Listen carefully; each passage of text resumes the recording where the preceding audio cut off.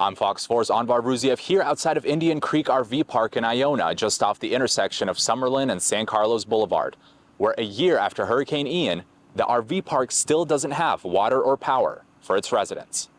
The Iona neighborhood was one of the hardest hit neighborhoods by Hurricane Ian last year. We spoke with people here today who tell us it's cost them thousands of dollars to rebuild. People like Heather Ferguson. So between vehicles, personal effects, I would say, $80,000, $90,000 just gone. Heather says she purchased her manufactured home 5 months before Ian, but tells us due to its age and proximity to water, she couldn't insure it. And without insurance, Heather turned to FEMA. The agency offered her $4,000. Other people, based on their adjuster, were getting thousands and thousands and thousands of help, and while some were getting zero. Heather's neighbor, Ann Garvin, got luckier. She tells us that she received $40,000 from FEMA, about 10 times more.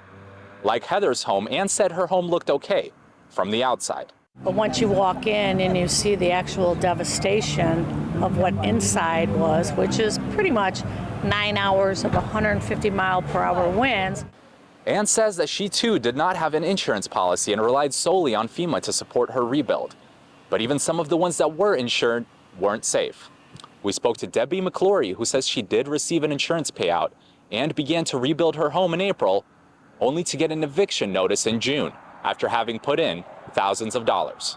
Say we're a little over $10,000 into it with permits and materials and the labor that's been done.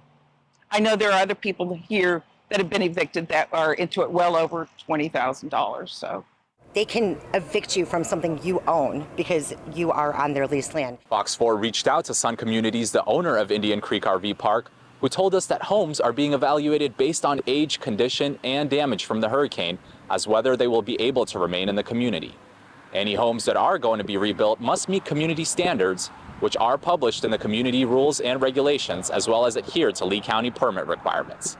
Each of the residents we spoke to told me they hope to see some kind of protections put in place to prevent these kinds of issues moving forward.